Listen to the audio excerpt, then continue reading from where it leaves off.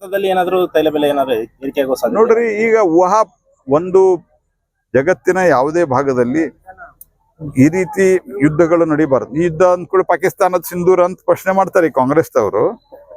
ನಾವು ಯುದ್ಧ ಮಾಡಿಲ್ಲ, ಇದನ್ನ ಎಲ್ಲರಿಗೂ ನಾವು ಸ್ಪಷ್ಟಪಡಿಸಿದೀವಿ. ನಾವು ಟಾರ್ಗೆಟ್ ಮಾಡಿ ಭಯೋತ್ಪಾದಕರನ್ನಷ್ಟ ಹೊಡೆದ್ವಿ. ಅವ್ರ ಮೈ ಮೇಲೆ ಬಿದ್ಮೇಲೆ ನಾವು ವಾಪಸ್ ಹೊಡೆದಿದ್ವಿ. ಓಕೆ, ಹಾಗಾಗಿ ಜಗತ್ತಿನೊಳಗ ಸುದೀರ್ಘವಾದಂಥ ಯುದ್ಧ ಮತ್ತು ಸಾಮಾನ್ಯ ನಾಗರಿಕರನ್ನ ಕೊಲ್ಲುವುದು, ಇದು ನಾವು ಭಾರತ ಸರ್ಕಾರ ಇದ್ರ ಬಗ್ಗೆ ಯಾವಾಗಲೂ ನಿಲುವು ಸ್ಪಷ್ಟದ. ಹಾಗಾಗಿ ಅದ್ರ ಬಗ್ಗೆ ವಿದೇಶಾಂಗ ವಿಭಾಗ ಪ್ರಧಾನಮಂತ್ರಿಗಳು ಮಾತನಾಡ್ತಾರೆ. ನಂದು ಅದ್ರ ಬಗ್ಗೆ ಕಾಮೆಂಟ್, ಅಂತಾರಾಷ್ಟ್ರೀಯ ವಿಷಯಗಳ ಬಗ್ಗೆ ನಾ ಕಾಮೆಂಟ್ ಕೊಡ್ಲಿಕ್ಕೆ ನನ್ನ ಅದು ವ್ಯಾಪ್ತಿಗೆ ಮೀರಿದ್ದು. ಅದಕ್ಕೆ ಬಗ್ಗೆ ನಾನು ಯುದ್ಧದ ಬಗ್ಗೆ ನಮ್ಮ ಯಾವ ಜಗತ್ತಿನಾಗ ಎಲ್ಲೂ ಯುದ್ಧಗಳು ಆಗಬಾರ್ದು ಅಂತ ಒಂದು ಜನರಲ್ ನಮ್ಮ ಒಂದು ಇದಿದೆ, ನಾಗರಿಕರು ಸಾಯಬಾರದು ಅನ್ನೋದು ಇಷ್ಟೇ.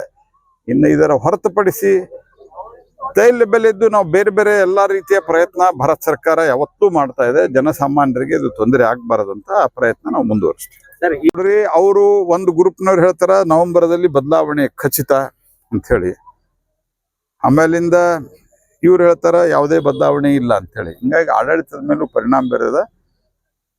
ಶಾಸಕರನ್ನ ಖರೀದಿ ಮಾಡ್ಲಿಕ್ಕೆ ಎರಡೂ ಗುಂಪಿನವರು ಭ್ರಷ್ಟಾಚಾರದಲ್ಲಿ ತೊಡಗಿ, ಎರಡೂ ಗುಂಪಿನವರು ಖರೀದಿಗೆ ಯಾರು MLA ಇದ್ದಾರ ತಮ್ಮ ಶಾಸಕರನ್ನ ಖರೀದಿಗೆ ಅವರು ವ್ಯಾಪಾರಕ್ಕೆ ನಿಂತಾರ.